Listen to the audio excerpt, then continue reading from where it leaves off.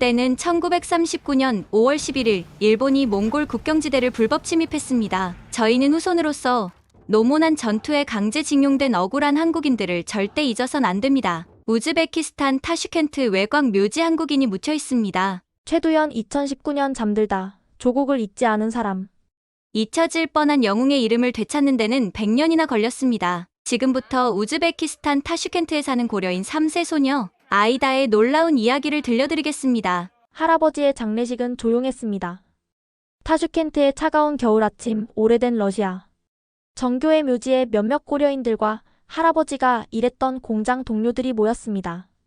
그들은 모두 볼로딘 선생님이라 불렀지만 가족들은 그를 최할아버지라고 불렀죠. 장례식이 끝날 무렵 할아버지의 오랜 친구로 보이는 백발의 노인이 아이다에게 다가와 귓속말로 속삭였습니다. 내 할아버지는 평범한 사람이 아니었다. 언젠가 때가 되면 알게 될 거야. 그리고는 아무 일도 없었다는 듯 사라졌습니다. 할아버지의 마지막 순간이 떠올랐습니다. 할아버지는 제 손을 꼭 잡고 한국어로 중얼거렸습니다. 내 이름을 잊지 마라. 최두현. 안녕하세요. 제 이름은 아이다입니다. 우즈베키스탄 타슈켄트에 사는 평범한 고려인 3세예요. 적어도 2주 전까지는 그렇게 생각했습니다. 장례식 다음 날, 어머니는 눈가에 멍이 든 채 제게 부탁하셨어요. 아이다, 할아버지 방 좀 정리해 줄래? 난 아직 마음의 준비가 안 됐어. 할아버지의 방으로 들어서자 익숙한 담배 향과 오래된 책 냄새가 저를 반겼어요. 창가에 놓인 낡은 안락의자 그 옆. 작은 탁자 위에는 항상 읽던 러시아 시집과 반쯤 다른 안경이 놓여 있었죠. 벽에는 가족 사진 몇 장이 걸려 있었는데 할아버지는 항상 같은 표정이었어요. 미소 짓고 있지만 눈만은 어딘가 슬픈 표정. 할아버지. 어릴 적 기억이 떠올랐어요. 할아버지는 저에게 항상 한국 이야기를 들려주셨죠. 비록 한국어를 거의 모르는 저였지만 할아버지는 종종 몇 개의 한국어 단어들을 가르쳐 주셨어요. 하늘, 바다, 사랑 같은 단어들이요. 그리고 항상 마지막에는 최두현이라는 단어를 말씀하셨는데 그게 무슨 뜻인지 물으면 그냥 옛날 이름이야 라고만 하셨죠. 옷가지들을 정리하고 책들을 상자에 담으면서 무심코 바닥을 보았는데 이상한 흔적이 보였어요. 살짝 들린 마루판이었죠. 호기심에 손가락을 넣어 당겨보니 쉽게 열렸어요. 마루판 아래에는 낡은 나무 상자가 숨겨져 있었어요. 심장이 빠르게 뛰기 시작했어요. 할아버지가 이런 비밀 공간을 만들었다니. 상자를 꺼내 먼지를 털고 열어보려는데 손이 떨렸어요. 이게 뭐든 할아버지가 숨겨두었다는 건 중요한 이유가 있겠죠. 상자를 열자 3가지가 들어있었어요. 누렇게 변색된 한국어 일기장, 군복으로 보이는 천조각, 그리고 일본어로 된 문서. 자세히 보니 일본 육군의 병적 증명서 같았어요. 사진 속 젊은 아시아 남성의 얼굴은 희미했지만 할아버지의 젊은 시절 모습 같았어요. 문서 위에는 야마모토 히로시라는 이름이 적혀 있었어요. 일본 이름이었죠. 그리고 그 아래 작은 글씨로 최두현이라고 연필로 적혀 있었어요. 가슴이 쿵쾅거렸어요. 할아버지는 왜 이런 것들을 바닥 밑에 숨겨두셨을까? 할아버지는 그저 소련에서 태어나 우즈베키스탄에서 평생 철도 노동자로 일한 평범한 고려인이라고만 알고 있었는데 이 일본 군복과 이름은 무슨 의미일까요? 일기장을 조심스레 열었는데 첫 페이지에 또렷한 한글로 이런 문장이 적혀 있었어요. 내 이름은 야마모토 히로시가 아니라 최두현이다. 절대 잊지 말자. 엄마, 이거 뭐예요? 저는 상자를 들고 부엌으로 달려갔어요. 어머니의 얼굴이 창백해졌습니다. 설거지하던 손에서 접시가 미끄러져 바닥에 떨어졌지만 어머니는 눈치채지도 못한 것 같았어요. 신문을 읽던 아버지가 고개를 들었고 두 사람의 눈빛이 순간 마주쳤습니다. 어디서 찾았니? 어머니의 목소리가 떨렸어요. 할아버지 방 바닥 밑에요. 이게 뭐죠? 할아버지가 일본군이었어요? 부모님은 서로를 바라보았고 무거운 침묵이 내려앉았습니다. 식탁에서 차만 마시던 할머니도 갑자기 가슴에 손을 얹으셨어요. 아버지가 먼저 입을 열었어요. 그냥 옛날 물건들이야. 전쟁 시기에는 많은 사람들이 여러 군데를 오갔잖니. 하지만 이건 일본 육군이잖아요. 할아버지가 조선인이라면서 어떻게? 어머니는 한숨을 쉬며 말했어요. 아니다, 할아버지는 그냥 평범한 고려인이었어. 과거는 묻어두는 게 좋아. 그게 할아버지의 바람이었을 거야. 왜 모두들 이렇게 숨기려고 해요? 이건 중요한 거잖아요. 할아버지의 진짜 이야기예요. 아니다.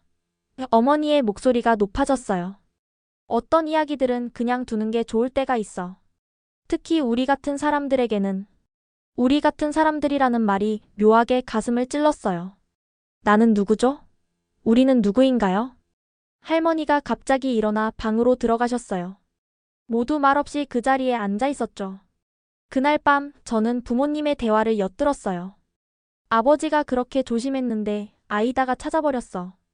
아버지의 목소리였어요. 그냥 옛날 이야기라고 하면 되잖아. 아이다한테 아무 의미 없어. 하지만 알게 되면 위험할 수도 있어. 지금도 북한과 관련된 이야기는 조심해야 하잖아. 그냥 상자를 치워버려. 할아버지도 그걸 원하셨을 거야. 저는 분노와 혼란, 그리고 결심으로 가득 찼어요. 상자를 제 방에 숨기며 마음속으로 다짐했죠. 아무도 말해주지 않는다면 내가 직접 찾아낼 거야. 이건 내 역사니까. 다음 날, 저는 한국어를 배우는 친구 율리아에게 일기장을 보여주었어요. 율리아는 러시아인이지만 케이팝에 푹 빠져 한국어를 열심히 공부하고 있었죠. 와, 이거 정말 오래된 것 같아. 율리아가 조심스럽게 페이지를 넘겼어요. 종이는 누렇게 변색되었고 모서리는 닳았지만 할아버지의 필체는 여전히 선명했어요. 글씨체가 좀 달라서 전부 읽기 어렵지만 날짜와 몇몇 단어는 알겠어. 이건 일기장이네. 율리아의 목소리에는 흥분이 묻어났어요. 율리아는 천천히 번역하기 시작했어요. 그녀의 손가락이 낡은 페이지 위를 따라 움직였죠. 1939년 6월 15일. 오늘 징집됐다. 나와 같은 조선인 20명이 함께 트럭에 실려갔다. 목적지는 말해주지 않았다. 1939년 7월 15일. 노모난 언덕에 도착했다. 육사단 소속으로 배치됨. 온통 죽음의 기운뿐이다. 율리아의 낮은 목소리가 카페를 채웠어요. 저는 할아버지의 고통이 글자 하나하나에 묻어있는 것을 느낄 수 있었어요. 여기 계속 반복되는 문장이 있어. 율리아가 말했어요. 내 이름은 야마모토 히로시가 아니라 최두현이다. 잊지 말자. 거의 모든 페이지에 이 문장이 적혀 있어. 충격이었어요. 할아버지가 일본군이었다고요? 그것도 억지로 끌려간 조선인이었다니? 노모난이 뭐야? 제가 물었어요. 율리아는 스마트폰으로 인터넷 검색을 시작했어요. 여기 나왔어. 노모난 전투 또는 할인골 전투라고도 불려. 1939년 5월부터 9월까지 몽골 만주 국경에서 일본과 소련이 벌인 전투야. 소련이 크게 이겼대. 할아버지의 비밀이 조금씩 모습을 드러내기 시작했어요. 그리고 저는 더 깊이 파고들기로 결심했습니다. 다음 날 저는 학교 도서관으로 향했어요. 역사 선생님인 박 선생님께 도움을 청하기로 한 거죠. 박 선생님은 타슈켄트에서 몇 안 되는 한국계 교사로 항상 고려인 학생들에게 특별한 관심을 보여주셨어요. 고려인의 역사에 대해 더 알고 싶어요. 제가 말했어요. 할아버지의 이야기는 직접적으로 언급하지 않았지만 손은 가방 속 일기장을 꼭 쥐고 있었어요. 박 선생님은 알 수 없는 표정으로 저를 바라보셨어요. 갑자기 왜? 그냥 제 뿌리에 대해 더 알고 싶어서요. 선생님의 눈이 잠시 저를 관찰하더니 서가에서 몇 권의 책을 꺼내주셨어요. 고려인 또는 카레이스키라고 불리는 우리의 역사는 복잡해. 박 선생님은 첫 번째 책을 펼치며 말씀하셨어요. 페이지에는 오래된 흑백 사진들이 있었어요. 기차에 실려가는 사람들, 황량한 벌판에 천막을 치는 모습, 눈물 가득한 아이들의 얼굴. 1937년 스탈린의 강제 이주 정책으로 연해주에 살던 조선인들이 중앙아시아로 이주되었지. 거의 18만 명이 짐짝처럼 화물칸에 실려왔어. 그 과정에서 약 4만 명이 죽었다고 추정돼. 선생님의 목소리에는 깊은 슬픔이 묻어 있었어요. 마치 자신의 이야기를 하는 것처럼요. 할아버지는 그때 이주하셨대요? 제가 조심스럽게 물었어요. 대부분의 고려인들이 그렇지. 박 선생님이 대답하셨어요. 하지만 모든 사람이 같은 경로를 거친 건 아니야. 공식 역사에 기록되지 않은 이야기들이 있단다. 어떤 이야기요? 일본에 징용된 조선인들, 소련으로 망명한 독립운동가들, 국경을 넘나들며 정체성을 숨겨야 했던 사람들. 역사책에는 숫자로만 남아있지만 각자의 이야기는 가족들 사이에서만 전해지곤 해. 선생님의 눈이 저를 꿰뚫어 보는 것 같았어요. 내 할아버지도 특별한 이야기가 있니?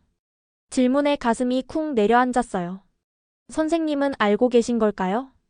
아직 잘 모르겠어요. 하지만 찾고 있어요. 박 선생님은 잠시 생각에 잠기더니 작은 쪽지를 건네주셨어요. 타슈켄트 중앙도서관 아카이브에 가봐. 이 이름을 말하면 도움을 받을 수 있을 거야. 쪽지에는 마리아 이바노브나라는 이름이 적혀 있었어요.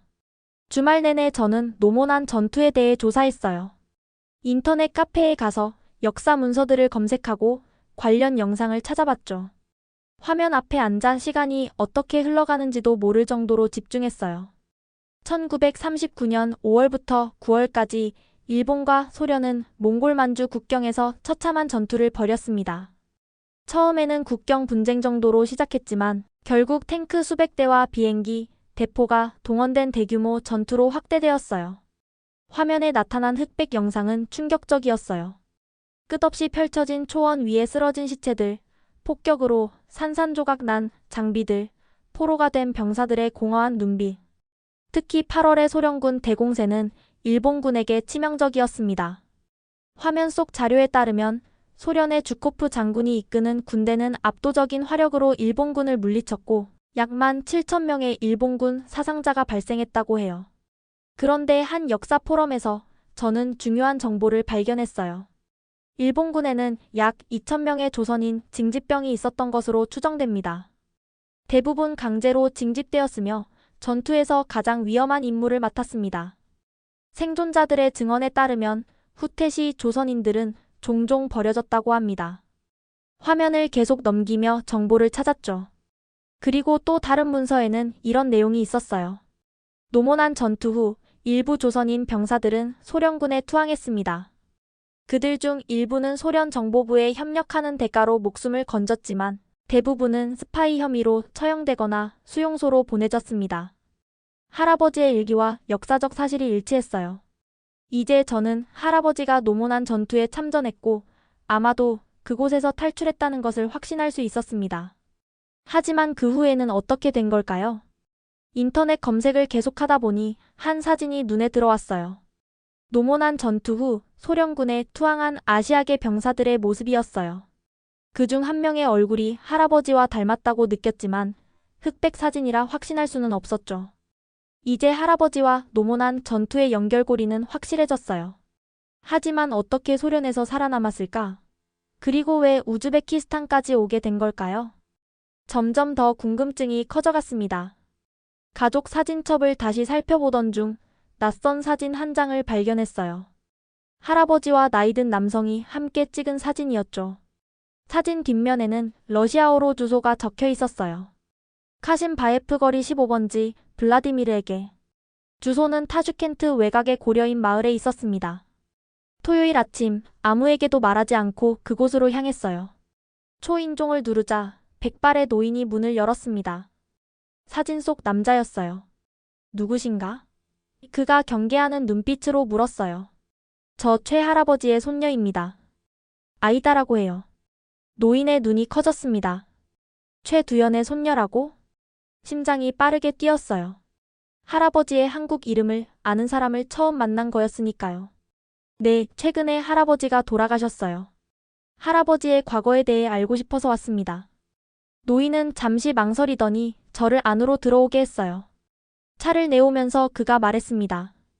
나는 강 블라디미르 한국 이름은 강성호야. 내 할아버지와는 오랜 친구였지. 할아버지의 과거에 대해 알려주실 수 있나요? 일본군에 대해서 노모난 전투에 대해서. 강 할아버지의 표정이 굳어졌어요. 그는 창밖을 바라보며 천천히 말했습니다. 내 할아버지가 그 이야기를 하지 않았다면 나도 말하지 않는 게 좋겠구나. 하지만 저는 알아야 해요. 할아버지의 일기장을 발견했거든요. 일기장을? 노인이 놀란 눈으로 저를 바라봤어요. 그걸 아직도 갖고 있었단 말이냐? 네, 바닥 밑에 숨겨져 있었어요. 강 할아버지는 한숨을 쉬었어요. 듣기 전에 알아두렴. 어떤 이야기들은 아직도 위험할 수 있어. 내 할아버지는 그 비밀을 지키기 위해 평생을 살았단다. 그리고 강 할아버지는 일어나 현관문을 2번 잠그고 창문을 확인한 다음 라디오를 켰어요. 그리고는 낮은 목소리로 말했습니다. 먼저 내 부모님에게 묻거라. 그들이 허락하면 내가 이야기해주마. 그때 다시 오렴. 답답했지만 강 할아버지의 두려움이 진짜라는 걸 느낄 수 있었어요. 무언가 심각한 비밀이 있다는 뜻이었죠. 강 할아버지와의 만남 후 저는 더 구체적인 증거를 찾기로 했어요. 타슈켄트 중앙도서관에는 소련시대 군사 기록들이 보관되어 있다고 들었거든요. 박 선생님이 알려주신 말이야. 이바노브나라는 이름을 찾아갔죠. 도서관은 생각보다 웅장했어요. 오래된 소련 건축 양식의 건물 안에는 수십만 권의 책과 문서가 보관되어 있었습니다. 안내 데스크에 마리아 이바노브나를 찾는다고 하자 창백한 얼굴에 날카로운 눈매를 가진 고령의 여성이 저를 아카이브 섹션으로 안내했어요. 박 선생님이 보냈다고? 그녀는 잠시 저를 살피더니 목소리를 낮췄어요. 어떤 자료를 찾는지 정확히 말해봐. 1939년 노모난 전투 관련 기록이요. 특히 일본군에 있던 조선인 병사들에 대한 정보가 필요해요. 그녀는 아무 말 없이 저를 따라오라는 손짓을 했어요. 지하석으로 내려가는 길은 미로 같았고 공기는 오래된 종이 냄새로 가득했습니다. 여기 자료들이 있어. 3시간만 줄 수 있어. 사진 촬영은 안 돼. 러시아어, 영어, 심지어 일본어로 된 문서들을 보는 데는 하루가 꼬박 걸렸지만 마침내 중요한 것을 발견했어요. 일본 제6사단 병력 명단. 그리고 거기에 야마모토 히로시라는 이름이 있었습니다. 출신지는 조선 함경북도라고 적혀 있었어요. 할아버지였음이 분명했습니다. 또 다른 서류에는 1939년 9월 작성된 행방불명 병사 명단이 있었고 거기에도 야마모토 히로시의 이름이 있었어요. 8월 27일 전투 중 실종이라고 기록되어 있었습니다. 심장이 빠르게 뛰었어요. 다음 페이지를 넘기자 더 충격적인 문서가 나왔어요. 탈주병 수배 명령서였는데 여러 일본식 이름 중에 야마모토 히로시도 있었습니다. 일본군에서 탈출했다는 증거였어요. 마지막으로 소련 국경수비대의 보고서를 발견했어요. 1939년 9월 3일 몽골 만주 국경에서 동양인 남성 3명 체포. 일본군 탈영병으로 추정됨. 신원 확인 중. 모든 퍼즐 조각이 맞춰지는 듯 했어요. 할아버지는 노모난 전투 중에 탈출해서 소련 쪽으로 넘어갔고 체포된 것이 틀림없었어요. 하지만 그 후에는 어떻게 된 걸까요? 보통 적군 탈영병들은 처형되거나 수용소로 보내졌을 텐데 도서관을 나오면서 머릿속에는 더 많은 질문이 생겼어요. 이제 할머니를 찾아가 볼 시간이었습니다. 저는 용기를 내어 할머니를 찾아갔어요. 할아버지가 돌아가신 후 할머니는 시집간 언니네 집에서 지내고 계셨거든요. 언니 집으로 가는 길에 가슴이 두근거렸어요. 할머니는 어떤 반응을 보이실까? 화를 내실까? 아니면 모든 것을 말씀해 주실까? 낡은 아파트 계단을 올라가 벨을 누르자 할머니가 직접 문을 열어주셨어요. 할아버지가 돌아가신 후 할머니는 더 작아 보이셨어요. 노란 대나무 무늬의 한복 같은 가운을 입고 계셨는데 할아버지가 좋아하셨던 옷이었죠. 아이다. 할머니는 미소 지으며 저를 안아주셨어요. 오랜만이구나. 언니네 거실은 조용했어요. 할머니와 저는 차 한 잔을 놓고 마주 앉았습니다. 마음속으로 어떻게 시작할지 고민하다가 결국 솔직하게 물어보기로 했어요. 할머니, 할아버지는 어떻게 여기 오셨어요? 고려인 강제 이주 때요? 할머니는 오랫동안 차만 바라보시다가 천천히 말씀하셨어요. 아니다. 그는 1943년 가을 아무것도 없이 이곳에 왔어. 어떻게 만나셨어요? 할머니의 눈이 먼 곳을 바라보는 듯 했어요. 주름진 손가락으로 천천히 컵을 돌리며 말씀을 이어가셨어요. 그때 나는 18이었고 집단 농장에서 일했지. 어느 날 마을에 낯선 남자가 나타났어. 다른 아시안처럼 생겼지만 말이 통하지 않았어. 러시아어도 우즈베거도 못했지. 할머니는 잠시 미소를 지으셨어요. 옛 추억을 되살리는 듯 했죠. 그는 부상을 입었고 매우 경계했어. 마치 항상 누군가 쫓아올 것처럼. 처음에는 이름도 말하지 않았어. 나중에야 자신을 두라고만 불렀지.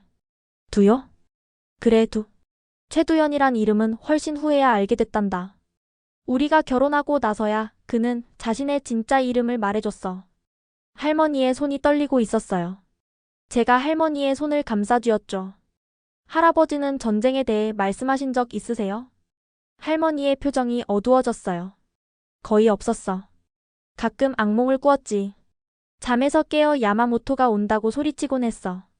하지만 깨어있을 땐 절대 그 이야기를 하지 않았단다.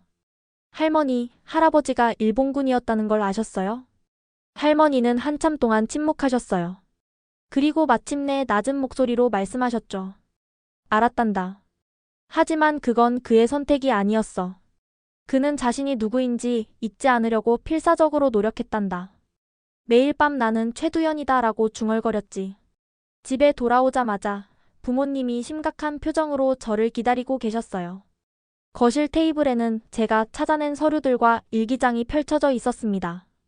제 방을 뒤졌던 모양이에요. 강 블라디미르를 만났다면서? 아버지의 목소리가 평소보다 낮았어요. 눈에는 분노보다는 두려움이 가득했습니다.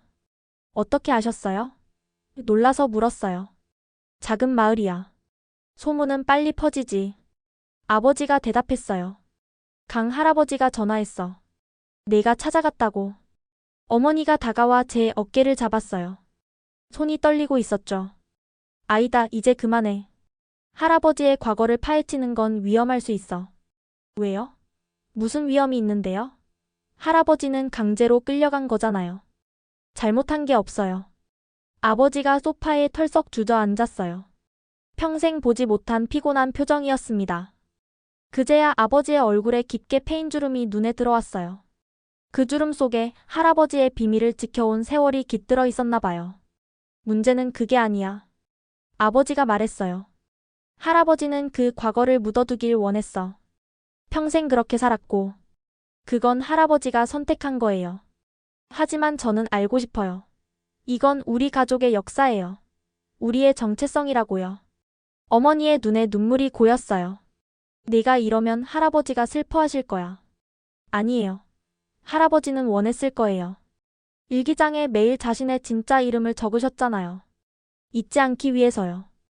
아버지가 갑자기 테이블을 내리쳤어요. 내가 뭘 안다고 그래. 내가 12살 때 한밤중에 경찰이 들이닥쳐 할아버지를 연행해 갔어. 일주일 동안 돌아오지 않으셨지. 그때 어머니가 울면서 내게 말했어. 아버지의 과거에 대해 절대 묻지 마라. 그 후로 우리는 묻지 않았어. 그 말에 저는 할 말을 잃었어요. 아버지의 기억은 제가 전혀 알지 못했던 또 다른 비밀이었죠. 그래서 더 알아야 해요. 제 목소리가 떨렸어요. 이게 우리 가족의 상처라면 그냥 묻어둘 게 아니라 이해해야 하지 않을까요? 부모님은 더 이상 말씀하지 않으셨지만 집안의 공기는 무거웠어요. 저는 방으로 들어가 문을 닫았습니다. 창가에 앉아 별이 빛나는 밤하늘을 바라보았어요. 저 별들 아래 할아버지가 걸었던 길, 그 험난한 여정을 이제는 제가 따라가야 할 것 같았습니다. 다음 주 저는 학교에서 역사 특별 프로젝트를 핑계로 볼로딘 교수님을 찾아갔어요. 교수님은 소련시대 역사를 연구하는 전문가였고 카게베 소련 비밀경찰 문서 보관소에 접근할 수 있다고 들었거든요. 대학 캠퍼스의 오래된 건물 안, 그의 연구실은 책과 서류로 가득했어요. 교수님, 고려인의 역사에 대한 프로젝트를 하고 있어요.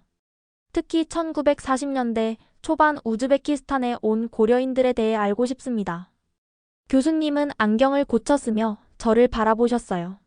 주름진 얼굴에서 날카로운 눈빛이 번쩍였습니다. 흥미로운 주제군. 특별히 찾고 있는 것이 있나? 저는 깊게 숨을 들이쉬었어요. 제 할아버지에 관한 기록이요. 최두연 또는 볼로딘이라는 이름으로 기록되었을 수도 있어요. 교수님의 눈이 커졌어요. 개인적인 이유로군. 정직하다니 좋군. 한번 찾아보지. 일주일 후 교수님으로부터 전화가 왔어요. 그의 사무실에 가보라고 하셨죠. 그곳에는 오래된 문서 복사본들이 펼쳐져 있었습니다. 교수님의 표정이 묘하게 진지했어요. 흥미로운 발견을 했네. 교수님이 목소리를 낮추며 말씀하셨어요. 1940년대 엔카베데 소련 비밀경찰의 전신 문서들 중 의심스러운 동양인 감시 파일을 찾았어. 떨리는 손으로 문서를 받아들었어요. 노란 빛을 띤 복사본은 오래된 타자기로 작성된 것 같았어요. 1940년 초에 작성된 보고서였고 일본 제국군 출신 포로조사 보고서라는 제목 아래 여러 이름이 있었고 그 중에 야마모토 히로시 최두현도 있었습니다. 피의자는 일본군 소속이었음을 부인하며 조선인임을 주장. 강제 징집되었다고 진술. 노모난 전투에서 탈출하여 소련군에 투항했다고 함. 교수님이 다음 페이지를 넘겼어요. 거기에는 충격적인 내용이 있었습니다. 피의자 최두현 협력적 태도를 보임. 일본군 내부 정보 제공에 동의. 협력자 등급으로 분류됨. 특별 임무 부여 예정. 할아버지가 소련 비밀경찰에 협력했다고요? 저는 혼란스러웠어요. 할아버지가 어떤 사람이었는지 더 이상 알 수 없는 것 같았습니다. 당시 상황을 이해해야 해. 교수님이 차분히 설명했어요. 일본군 출신 포로들, 특히 아시아계는 대부분 처형되거나 시베리아 수용소로 보내졌어. 협력하는 것만이 살 수 있는 유일한 방법이었지. 교수님의 발견 후 저는 일기장 전체를 제대로 번역하기로 결심했어요. 율리아와 함께 그리고 인터넷 번역 도구의 도움을 받아 모든 페이지를 해독했습니다. 율리아의 작은 아파트에서 밤새 작업했어요. 창밖으로 타슈켄트의 불빛이 반짝이는 동안 우리는 할아버지의 과거 속으로 깊이 들어갔습니다. 이 부분을 봐. 율리아가 일기장을 가리켰어요. 필체가 달라. 아마 급하게 쓴 것 같아. 전투 중이었을 거야. 노몬한 전투 부분은 생생하고 끔찍했어요. 마치 영화처럼 머릿속에 그려졌죠. 8월 23일 소련군의 대공세가 시작되었다. 탱크 수백 대가 우리 진지를 향해 밀려왔다. 대포 소리에 귀가 먹을 것 같다. 옆에 있던 다나카가 포탄에 머리가 날아갔다. 피가 내 얼굴에 튀었다. 이게 지옥이라면 나는 이미 죽은 것인가. 율리아가 잠시 읽기를 멈추고 물을 마셨어요. 그녀의 손도 떨리고 있었죠. 할아버지의 공포가 우리에게도 전해지는 것 같았어요. 8월 24일 후퇴 명령이 내려졌다. 하지만 조선인들에게는 알려주지 않았다. 일본 장교들이 먼저 도망쳤다는 소문이 돈다. 우리는 버려진 것 같다. 8월 25일 제육사단은 거의 전멸했다. 히로시 소위는 내게 최전방으로 나가라 명령했다. 이건 자살 명령이다. 너희 조선인들은 일본 제국을 위해 영광스럽게 죽을 기회를 가졌다고 했다. 빌어먹을. 율리아와 저는 서로 눈을 마주쳤어요. 할아버지의 분노와 절망이 느껴졌습니다. 8월 26일 살아있다. 기적이다. 어젯밤 최전방으로 가는 척하다가 반대 방향으로 달렸다. 숲에 숨어있다. 포성이 계속되고 있다. 일본군에게 붙잡히면 즉시 총살이다. 8월 27일 혼란 속에 북쪽으로 탈출했다. 나처럼 도망친 다른 조선인들도 있는 것 같다. 하야시라는 이름의 조선인을 실제 이름은 이종석이라고 했다. 함께 움직이기로 했다. 몽골인들에게 붙잡히면 죽을 것이다. 다음 페이지들은 할아버지와 이종석이 황량한 초원을 가로지르는 필사적인 탈출 과정을 담고 있었어요. 굶주림, 갈증, 공포와의 싸움이었죠. 9월 1일 이종석이 죽었다. 손으로 얕은 무덤을 팠다. 나는 이종석이다. 조선 사람이다. 그의 마지막 말이었다. 나도 잊지 말아야 한다. 나는 야마모토 히로시가 아니라 최두현이다. 마지막 페이지를 읽으며 눈물이 흘렀어요. 할아버지가 얼마나 두려웠을지, 얼마나 외로웠을지 상상도 할 수 없었죠. 9월 3일 소련군 초소를 발견했다. 더 이상 도망칠 힘이 없다. 나는 조선인이라고 외쳤다. 그들은 나를 죽이지 않았다. 아직은. 제가 발견한 모든 것을 부모님께 보여드리고 설득한 끝에 아버지는 마침내 블라디미르, 강성호 할아버지를 다시 만나는 것을 허락해 주셨어요. 이번에는 아버지도 함께 가기로 했죠. 비가 내리는 일요일 오후 고려인 마을로 향했습니다. 강 할아버지는 우리를 보자 슬픈 미소를 지었어요. 최 동무의 아들이구나. 많이 닮았어. 거실에 앉아 차를 마시며 강 할아버지는 먼저 창문을 확인하고 라디오를 켰어요. 그리고 마침내 이야기를 시작하셨죠. 그의 목소리는 낮고 묵직했습니다. 너희 할아버지는 영웅이었다. 하지만 그 누구도 그를 영웅으로 인정하지 않았지. 아버지의 손이 떨렸어요. 저는 처음으로 아버지가 이렇게 감정적인 모습을 보는 것 같았습니다. 처음 만난 건 1944년이었어. 나는 고려인 이주민 2세로 타슈켄트 근처 집단 농장에서 일하고 있었지. 어느 날 낯선 조선인이 나를 찾아왔어. 자신을 볼로딘이라고 소개했지만 조선말을 했어. 강 할아버지는 잠시 주변을 살피더니 목소리를 더 낮추었어요. 그는 엔카베데, 소련 비밀경찰에 협력하는 척하면서 실제로는 조선 독립을 위해 정보를 수집하고 있었어. 당시 중앙아시아에는 소규모 항일 네트워크가 있었거든. 나도 그중 하나였고. 아버지가 놀란 표정으로 물었어요. 아버지가 이중 스파이였다고요? 강 할아버지는 고개를 끄덕였어요. 그렇다네. 가장 위험한 게임이었지. 소련 당국에는 일본에 대한 정보를 제공하는 척했고, 실제로는 소련의 정보를 수집해 다른 독립운동가들에게 전달했어. 어떤 정보였나요? 제가 물었어요. 주로 소련과 일본의 관계 변화, 국경 상황, 군사 이동 등이 중요했지. 내 할아버지의 정보 덕분에 만주에 있던 조선 독립군이 일본군의 기습을 피할 수 있었던 적도 있었어. 강 할아버지는 오래된 나무 상자를 꺼내 우리에게 보여주었어요. 그 안에는 낡은 지도와 암호화된 메시지들이 있었습니다. 이건 우리가 사용했던 암호야. 내 할아버지는 암호 전문가였지. 일본군에서 배운 기술을 역으로 이용한 거지. 하지만 1945년 8월 모든 게 변했어. 소련이 일본에 선전포고를 하고 한반도에 진군했지. 그리고 조선은 해방되었어. 강 할아버지의 표정이 어두워졌어요. 기쁨도 잠시였지. 한반도는 분단되었고 냉전이 시작됐어. 우리 같은 사람들은 더욱 위험해졌지. 남한과 연결됐다는 혐의만으로도 시베리아로 보내질 수 있었어. 그날 밤 저는 일기장의 마지막 페이지들을 다시 읽었어요. 초반과 달리 후반부는 불규칙적으로 적혀 있었고 마지막 글은 할아버지가 돌아가시기 약 10년 전에 쓰인 것 같았습니다. 창가에 앉아 달빛 아래 노란 페이지를 넘기는데 할아버지의 글씨체가 나이가 들면서 조금씩 변해온 것이 느껴졌어요. 하지만 강인함은 여전했죠. 1989년 5월 25일. 오늘 소련 연방이 무너져간다는 소식을 들었다. 45년간의 비밀 생활이 이제 끝날지도 모른다. 하지만 너무 늦었다. 나는 이미 이곳의 사람이 되었다. 내 아들은 러시아어와 우즈베거를 말하지만 한국어는 모른다. 내 손자는 자신이 고려인이라는 사실조차 희미하게 알 뿐이다. 쓸쓸함이 묻어나는 문장들이었어요. 할아버지는 고향으로 돌아가지 못한 평생의 아픔을 이 페이지들에 담아두신 것 같았어요. 1991년 12월 8일. 소련이 공식적으로 해체되었다. 우리는 이제 우즈베키스탄 공화국 국민이다. 새로운 시작인가? 아니면 또 다른 불확실성의 시작인가? 내가 평생 살아온 나라가 사라졌다. 이상하게도 슬프다. 할아버지가 느꼈을 혼란과 상실감이 저에게도 전해졌어요. 이름을 잃고 고향을 잃고 이제는 국가마저 잃은 사람. 1995년 4월 20일. 오늘 한국 TV에서 광복 50주년 특집을 보았다. 내가 알던 조선은 없다. 서울은 마치 다른 행성 같다.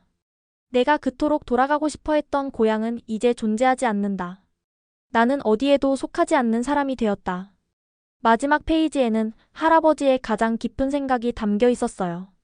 나는 2번 죽었다. 한 번은 최두현으로서 또 한 번은 야마모토 히로시로서. 이제 3번째 삶을 산다. 이름 없는 자로서. 하지만 내 피 속에는 여전히 조선이 흐른다. 언젠가 후손들이 자유롭게 자신의 이름을 말할 수 있기를 바란다. 내가 하지 못한 말, 내가 살지 못한 삶을 그들이 대신할 수 있기를. 최두현 1919 이 글이 읽히는 날. 날짜는 비어 있었어요. 마치 할아버지가 자신의 죽음조차 미리 준비하지 못한 것처럼요. 눈물이 흘러내렸어요. 할아버지의 슬픔과 희생, 그리고 강인함이 가슴에 와닿았습니다. 다음 주말 저희 가족은 모두 거실에 모였어요. 저는 발견한 모든 증거와 문서들을 테이블 위에 펼쳤습니다. 일기장, 병적 증명서, 문서 복사본, 그리고 강 할아버지의 증언까지. 거실 창문으로 따스한 봄 햇살이 들어왔어요. 할머니는 창가에 앉아 조용히 손을 모으고 계셨고 아버지와 어머니는 문서들을 하나씩 살펴보셨어요. 처음엔 아무도 말하지 않았어요. 어머니는 눈물을 참으며 문서들을 만졌고 아버지는 깊은 생각에 잠겨 있었습니다. 마침내 아버지가 일기장을 조심스럽게 덮으며 말씀하셨어요. 이걸 어떻게 받아들여야 할지 모르겠다. 내 아버지가 이중 스파이였다니. 처음엔 믿기 어려웠어. 아버지의 눈에 이제 분노가 아닌 복잡한 감정이 어려 있었어요. 자랑스러움과 슬픔이 뒤섞인 표정이었죠. 아버지는 늘 이름보다 행동이 중요하다고 하셨어. 이제야 그 의미를 알겠다. 아버지의 목소리가 떨렸어요. 그는 자신의 이름, 정체성, 과거를 포기했지만 그의 행동은 항상 옳은 일을 향해 있었어. 어머니가 제 손을 잡았어요. 처음에 내가 이걸 파헤치는 걸 반대했던 이유는 우리도 무서웠기 때문이야. 특히 이 지역에서는 여전히 민감한 문제들이 있어. 하지만 내가 밝혀낸 것들을 보니 내 할아버지의 용기가 자랑스럽구나. 할머니가 처음으로 말씀하셨어요. 두연이는 항상 자신의 정체성을 지키려고 했어. 밖에서는 볼로딘이었지만 집에서는 항상 자신을 두연이라고 불렀지. 그리고 너희들에게 한국 이야기를 들려주길 좋아했어. 우리가 할아버지의 유산을 어떻게 기억해야 할까요? 제가 물었어요. 아버지는 잠시 생각하더니 대답했어요. 첫째, 그의 진짜 이름을 기억하자. 최두연. 둘째, 그의 이야기를 우리 가족 내에서 전해야 해. 손자녀들에게도. 하지만 조심해야 해. 아직도 이런 이야기는 위험할 수 있어. 그리고 어머니가 덧붙였어요.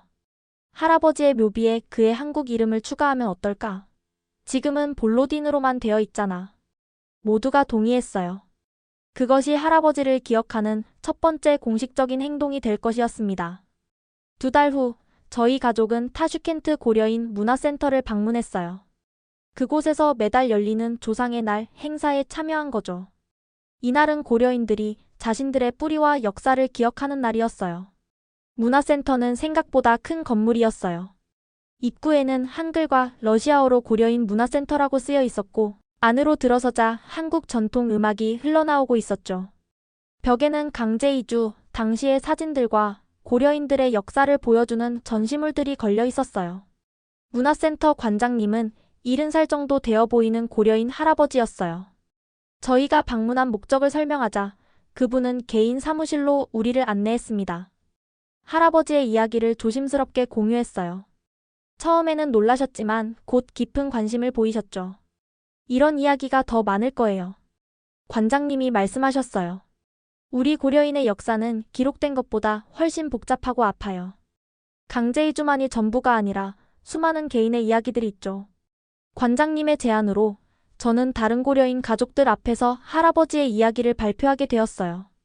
물론 가장 민감한 부분들은 생략했지만 노모난 전투에서의 경험과 정체성을 지키기 위한 투쟁, 그리고 항일운동에 기여한 이야기는 포함했습니다. 발표를 마치자 10명 남짓한 청중 속에서 서로 속삭이는 소리가 들렸어요. 그리고 놀랍게도 발표 후 세 가족이 저에게 다가왔어요. 그들도 비슷한 이야기를 가지고 있었던 거죠. 한 할머니는 눈물을 흘리며 제 손을 잡았어요. 우리 아버지도 일본군에 끌려갔었어요. 하지만 평생 그 이야기를 하지 않으셨죠. 자식들에게 부끄러움을 주기 싫으셨대요. 다른 가족은 비슷한 경험으로 시베리아에 보내졌다가 기적적으로 살아남은 조부모의 이야기를 들려주었어요. 그날 저는 할아버지의 경험이 혼자만의 것이 아니었음을 깨달았어요. 이건 우리 고려인 공동체가 함께 지니고 있는 상처였고 함께 치유해야 할 역사였던 거죠. 다음해 여름 저는 한국을 방문할 기회를 얻었어요. 고려인 젊은이들을 위한 뿌리찾기 프로그램이었죠. 이 여행 전에 저는 할아버지의 고향에 대해 더 알아보기 위해 노력했어요. 일기장에 따르면 할아버지는 함경북도 경성군 출신이었어요.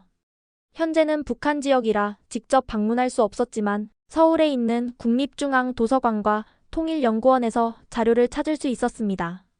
서울의 도서관에서 저는 1930년대 함경북도 지도와 사진들을 볼 수 있었어요. 푸른 산과 맑은 강이 있는 아름다운 땅이었습니다. 할아버지가 그리워했을 고향의 모습이었죠. 또한 한국의 역사학자들과 만나 할아버지의 생애를 기록하는 프로젝트를 시작했어요. 그들은 재외 한인의 디아스포라 경험을 연구하는 팀이었고 할아버지 같은 분들의 이야기에 큰 관심을 보였습니다. 최두현 씨의 경험은 매우 중요한 역사적 증언입니다. 김 교수님이 말씀하셨어요. 노모난 전투에 참전한 조선인들, 특히 탈출에 성공하고 항일 활동을 이어간 분들의 이야기는 거의 남아있지 않거든요. 서울 용산의 전쟁기념관에서 저는 노모난 전투 전시를 보았어요. 일본군의 패배에 대한 내용이 주를 이루었지만 조선인 징집병들에 대한 언급은 거의 없었습니다. 저는 관리자에게 할아버지의 이야기를 전달했고 그들은 향후 전시에 반영하겠다고 약속했어요. 한국에서의 마지막 날, 저는 임진각 평화누리공원을 방문했어요. 분단된 한반도를 바라보며 할아버지의 말씀이 생각났습니다. 분단된 한반도처럼 우리 가족의 역사도 단절되었지만 이제 다시 연결되었다. 할아버지는 평생 고향으로 돌아가지 못했지만 저는 그분을 대신해 이곳에 와 있었습니다. 어떤 의미에서는 고향에 돌아온 것이나 다름없었죠. 우즈베키스탄으로 돌아온 후 우리 가족은 할아버지 묘지를 다시 찾았어요. 이번에는 특별한 목적이 있었죠. 타슈켄트 외곽의 조용한 공동묘지, 봄볕이 따스하게 내리쬐는 오후였어요. 자작나무들 사이로 바람이 살랑거렸고 멀리서 새들이 지저귀는 소리가 들려왔습니다. 할아버지의 묘 주변에는 봄꽃들이 피어 있었어요. 묘비 제작자가 우리를 기다리고 있었어요. 70대 초반의 고려인 할아버지였는데 손에는 조각용 도구들을 들고 계셨죠. 그의 손길로 새로운 글자가 묘비에 더해질 예정이었습니다. 이렇게 새겨드릴게요. 그가 종이에 스케치를 보여주셨어요. 한글로 최두현이라는 이름과 출생연도, 그리고 조국을 잊지 않은 사람이라는 문구였습니다. 묘비 제작자가 일을 시작했어요. 정교한 도구로 각 획을 새겨나가는 모습이 경건했습니다. 마치 의식처럼요. 우리 가족은 조용히 지켜보았어요. 어머니는 눈물을 훔치셨고 아버지는 팔을 어깨에 두르고 위로해 주셨죠. 한 글자 한 글자가 더해질 때마다 할아버지의 진짜 이름이 역사 속에서 되살아나는 것 같았어요. 최두현이라는 이름이 돌에 새겨지며 할아버지의 혼이 자유를 얻는 것 같았습니다. 작업이 끝나자 원래 볼로딘이라고만 새겨져 있던 묘비에 이제 한글로 최두현이라는 이름이 추가되었어요. 그 아래에는 작은 글씨로 1919에서 2019 조국을 잊지 않은 사람이라고 새겨 넣었습니다. 저는 할아버지의 일기장에서 발견한 마지막 문장을 조용히 읊었어요. 나는 2번 죽었다. 한 번은 최두현으로서, 또 한 번은 야마모토 히로시로서. 이제 3번째 삶을 산다. 이름 없는 자로서. 하지만 내 피 속에는 여전히 조선이 흐른다. 그리고 제 마음속 말을 덧붙였어요. 할아버지, 이제 당신의 진짜 이름으로 당신을 기억합니다. 당신은 이제 다시 최두현이 되셨어요. 당신의 희생이 헛되지 않았어요. 저는 자유롭게 제 이름을 말할 수 있습니다. 어머니는 묘비 앞에 꽃다발을 놓았고 아버지는 조용히 눈물을 닦았어요. 우리 모두는 잠시 침묵 속에 서 있었습니다. 그때 갑자기 바람이 불어왔고 근처 벚나무에서 꽃잎들이 흩날렸어요. 분홍빛 꽃잎들이 우리 주위를 날아다니며 마치 축복처럼 내려앉았습니다. 지금까지 제 할아버지 최두현의 이야기, 그리고 그의 이름을 되찾아드린 여정이었습니다. 할아버지는 조선인으로 태어나 일본군에 강제로 끌려갔지만 목숨을 걸고 탈출했고 비밀리에 항일 운동에 투신했습니다. 할아버지는 겉으로는 소련 체제에 순응하는 척했지만 내면에서는 언제나 조국의 독립을 위해 싸웠던 영웅이었습니다. 이름을 잃고 고향을 잃고 정체성을 숨겨야 했던 한 사람의 이야기. 하지만 결코 자신이 누구인지 잊지 않았던 의지의 이야기입니다.